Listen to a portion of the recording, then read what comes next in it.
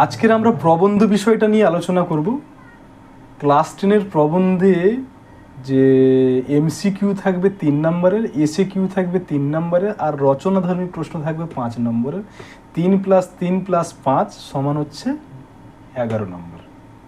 ঠিক আছে, এখানে আমি বলে দিই যে দুটো প্রবন্ধ থাকবে, এই দুটো প্রবন্ধের মধ্যে যদি তুমি লং প্রশ্ন কোনো কিছু একটা থেকে করতে চাও তাহলে করতে পারো, কোনো সমস্যা নেই।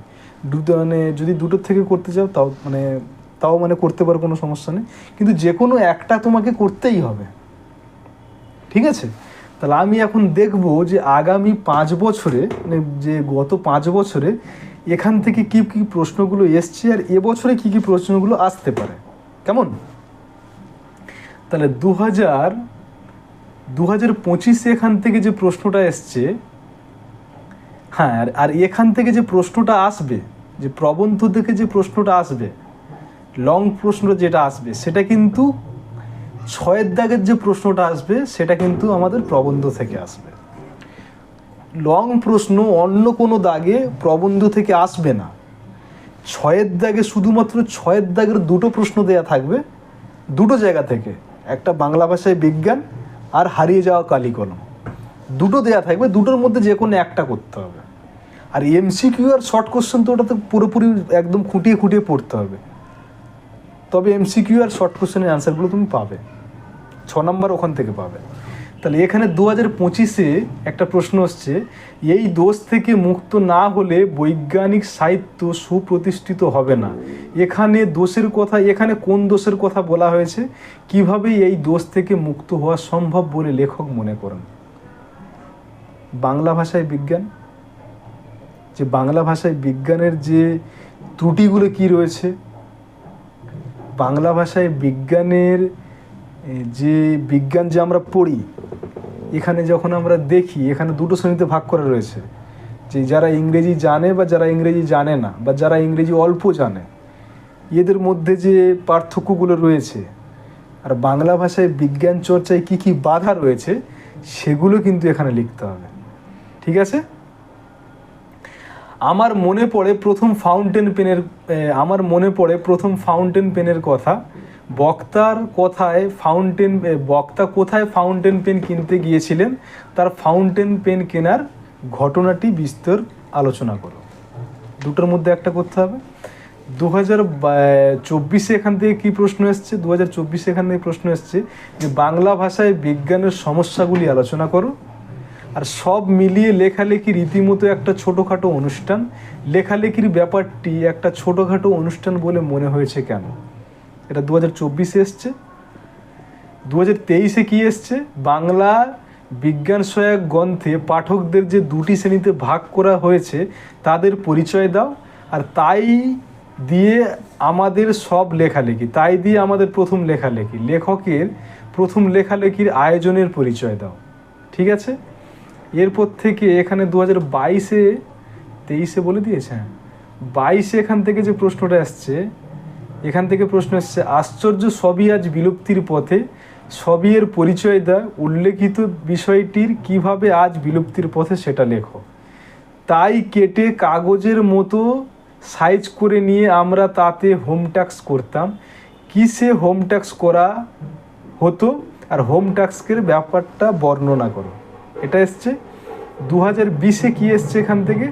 2020-এ এসছে যে বাংলা ভাষায় বিজ্ঞান চর্চায় এখন নানা রকম বাধা আছে।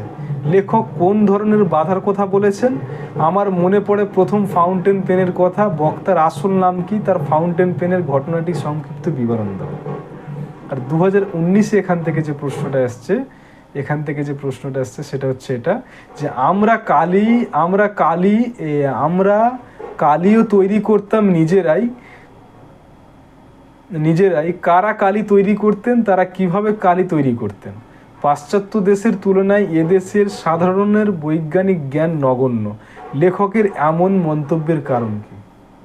দেখো, বিগত 5 বছরে যে প্রশ্নগুলো এসছে, এই প্রশ্নগুলো তো very very important, very very important. আর এখান থেকে আমি এগুলো বলে দেবো কোনগুলো করবে তুমি। দেখো, এই যে প্রশ্নটা এসছে, তাই নিয়ে আমাদের লেখালেখি, এই যে প্রশ্নটা এসছে এখান থেকে, যে আমরা গ্রামের ছেলে আর আমরা হোম ট্যাক্স যে করতাম, এই প্রশ্নটা এসে গেছে। তারপর থেকে আসছে এটা কি, তাই নিয়ে আমাদের প্রথম লেখালেখি, এই প্রশ্নটা এসে গেছে। তারপরে কি বলছে না, এখানে যে বলা হয়েছে, এই কথাটা বলা হয়েছে যে আমি যদি যীশু খ্রিস্টের আগে জন্মাতাম, এই প্রশ্নটা এই বছরে খুব ইম্পর্টেন্ট। আমি যদি যীশু খ্রিস্টের আগে জন্মাতাম তাহলে কি কি করতাম, এই জিনিসটা কিন্তু খুব ইম্পর্টেন্ট এবছরে।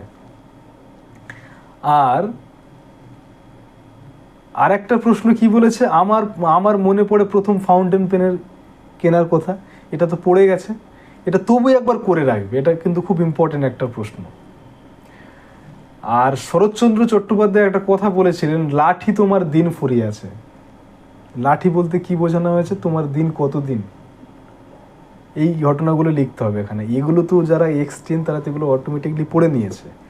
আমি শুধু বলছি এখান থেকে শর্ট কোশ্চেনটা পড়তে গেলে বইটাকে খুঁটিয়ে খুঁটিয়ে পড়তে হবে। আর যে প্রশ্নগুলো বিগত 5 বছর এসছে, ওই প্রশ্নগুলো যদি ভালোভাবে পড়ে যায় তাহলে এবছরে আর কোনো কিছু করার মতো নেই। এগুলো থেকে করলে কিন্তু আমরা এখান থেকে মোটামুটি একটা প্রশ্ন পেতে পারি। আর বাংলা ভাষায় বিজ্ঞানের এখান থেকে কি করতে হবে, যে বাংলা ভাষায় বিজ্ঞান চর্চার বাধাগুলো কি রয়েছে। আর বাংলা ভাষায় বিজ্ঞানে এখানে লেখক যে পাঠকদের দুটি শ্রেণীতে ভাগ করেছে, সেই দুটি শ্রেণী কি, আর এই দুটি শ্রেণীর পরিচয় দাও, ঠিক আছে। আর বাংলা ভাষায় বিজ্ঞান পাশ্চাত্য দেশের তুলনায় এদেশের পাশ্চাত্য দেশের তুলনায় এদেশে জনসাধারণের বৈজ্ঞানিক জ্ঞান নগণ্য।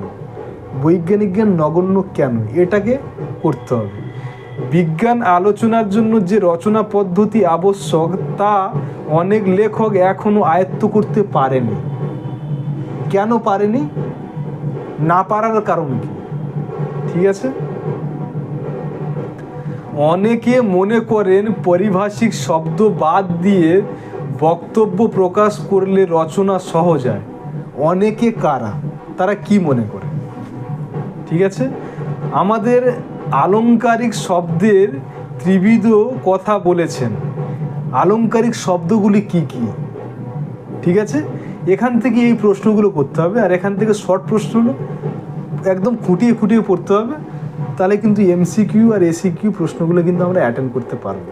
তাহলে আমরা এখান থেকে বুঝতে পেরেছি কোশ্চেনের প্যাটার্নটা কী হচ্ছে। এখান থেকে 3 নম্বর প্রশ্ন শর্ট কোশ্চেন, 3 নম্বর হচ্ছে এসিকিউ, আর 5 নম্বর হচ্ছে লং প্রশ্ন। 5 নম্বর তুমি যে কোনো একটা প্রবন্ধ থেকে করতে পারো, হয় হারিয়ে যাওয়া কালি কলম, নয়তো বাংলা ভাষায় বিজ্ঞান চর্চা। এখান থেকে যে কোনো একটা বড় প্রশ্ন তোমাকে অ্যাটেন্ড করতেই হবে, কেননা এখানে বলে দেওয়া হয়েছে এখানে যে কোনো একটি প্রশ্নের উত্তর দাও, দুটোর মধ্যে যে কোনো একটা তোমাকে করতে হবে। আর দুটো জায়গা থেকে প্রশ্ন আসবে। তুমি যদি চাও যে অল্টারনেটিভ যদি চাচ্ছ যে আমি হারিয়ে যাওয়া কালি কলম থেকে করব, তাহলে হারিয়ে যাওয়া কালি কলমটা তুমি ভালোভাবে পড়েছো এখানে, তা নিয়ে আমাদের এইসব নিয়ে আমাদের লেখালেখি এসব, যে আমি যে তোমাদেরকে আগে এটাকে পড়ানো যখন পড়িয়েছি তখন আমি বলেছি যে এগুলো এখান থেকে কি কি জিনিসগুলো করতে, এই হোম টাস্কের মানে কথাটা আমি এর আগে বলেছি, তা নিয়ে আমাদের প্রথম লেখালেখি এটাও আমরা বলেছি। খাগের কলম এগুলো সরস্বতী পুজোতে দেখা যায়, এগুলো তো আমরা আগে আলোচনা করেছি, ডিসকাস করেছি এগুলো। তো এখান থেকে বইটাকে খুঁটিয়ে পড়ে যেতে হবে। আর যে প্রশ্নগুলো আমি বিগত 5 বছরে যেগুলো আমি দেখলাম, সেই প্রশ্নগুলো যদি ভালোভাবে যদি বুঝে যাও তাহলে কিন্তু পরীক্ষায় যে কোনো প্রশ্ন তুমি অ্যাটেন্ড করে আসতে পারবে। আর শর্ট কোশ্চেন আর এমসিকিউ সেটা তোমাকে মানে ভালোভাবে বইটাকে খুঁটিয়ে পড়লে তুমি কিন্তু শর্ট কোশ্চেন আর এমসিকিউ এখান থেকে পেয়ে যাবে। এখান থেকে রয়েছে কিন্তু 11 মার্ক, দুটো প্রবন্ধ থেকে 11 মার্ক রয়েছে। তুমি যদি দুটো প্রবন্ধ ভালোভাবে পড়ে যাও তো এখান থেকে কিন্তু 10 তুমি পাবে। ঠিক আছে, বোঝা গেল এটা? আজকে প্রবন্ধ বিষয়টা কমপ্লিট হয়ে গেল, ঠিক আছে।